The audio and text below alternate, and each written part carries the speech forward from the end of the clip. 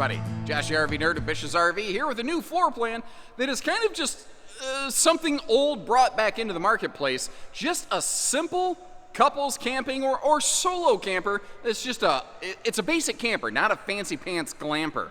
And when I first got into this industry, a lot of your smaller single axle campers, they were something like this. It was nothing flashy and over the top, but it was also lighter weight and vastly less expensive.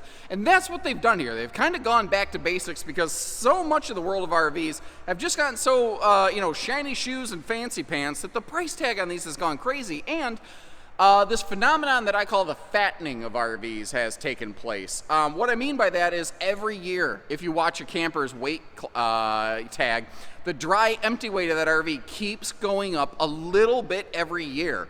And your cargo capacity keeps going down a little bit every year. And I don't know if you've caught on to some of my videos in the last few years, but I've seen some of these things with like maybe 600 pounds of cargo capacity, which is not a lot.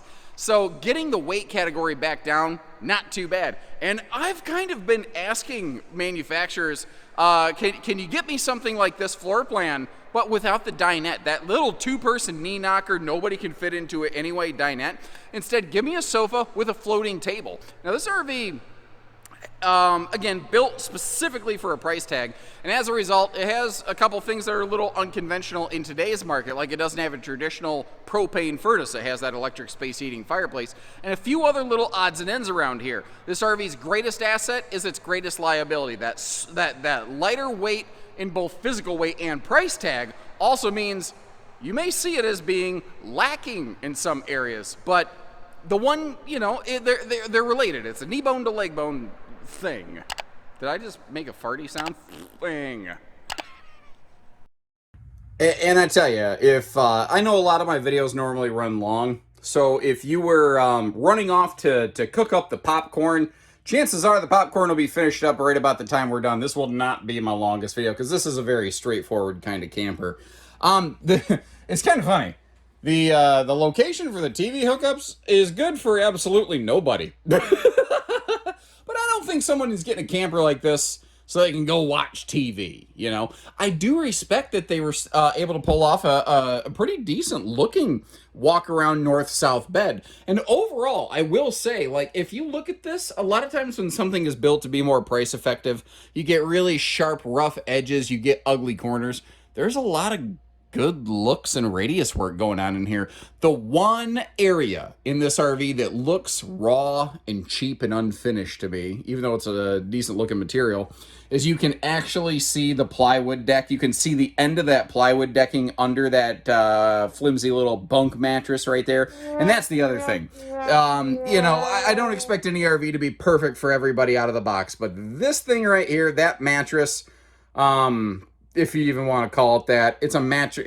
It's a bunk pad is what it is. That is basically a foam topper itself. And I think the number one thing I would probably do in this RV, if I happen to purchase it, very first thing I would do is swap that thing out for something a little more substantial. But that's just me.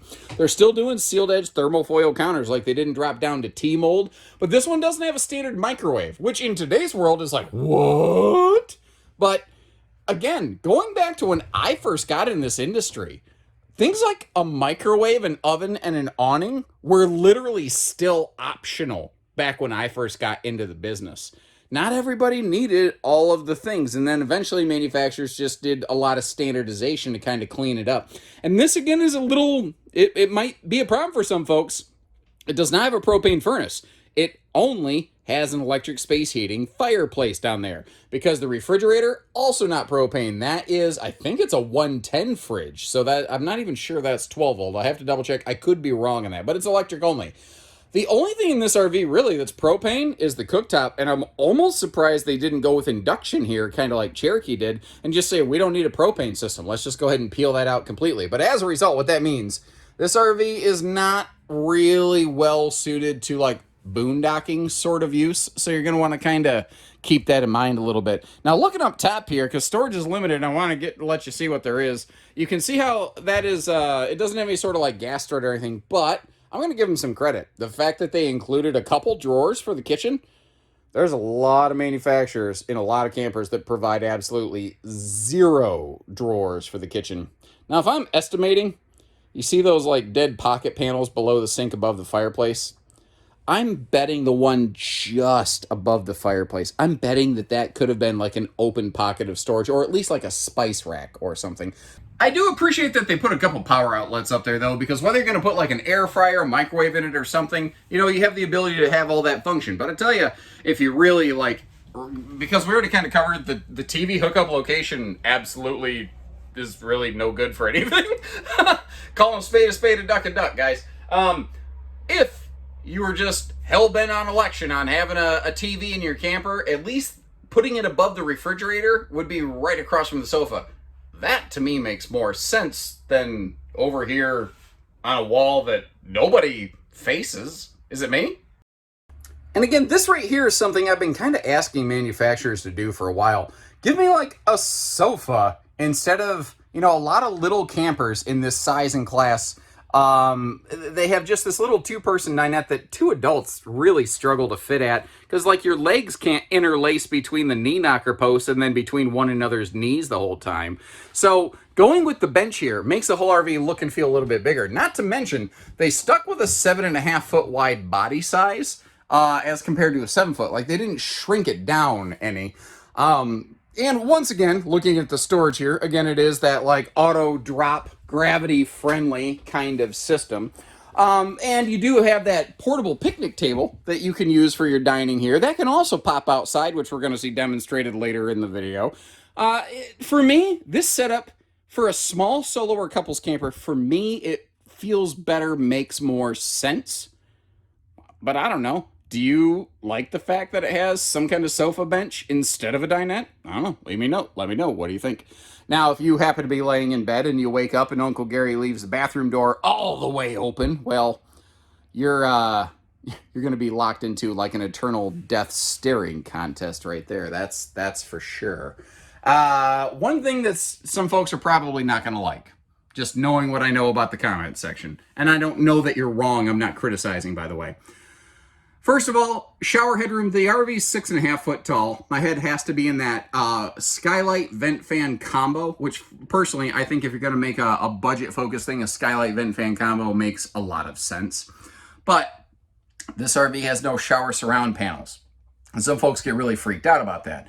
And they don't realize that for the better part of about 30 years, this is how camping was done. And it works fine if, when you're done taking your shower, you take your towel and wipe down the walls and then turn on that fan right there. That's one of the original main reasons bathrooms always had these little ceiling vent fans. A little bit of airflow after you wipe it down just to help dry everything out tends to do the job pretty well. But not everybody likes that idea, so it is something you got to kind of keep in mind.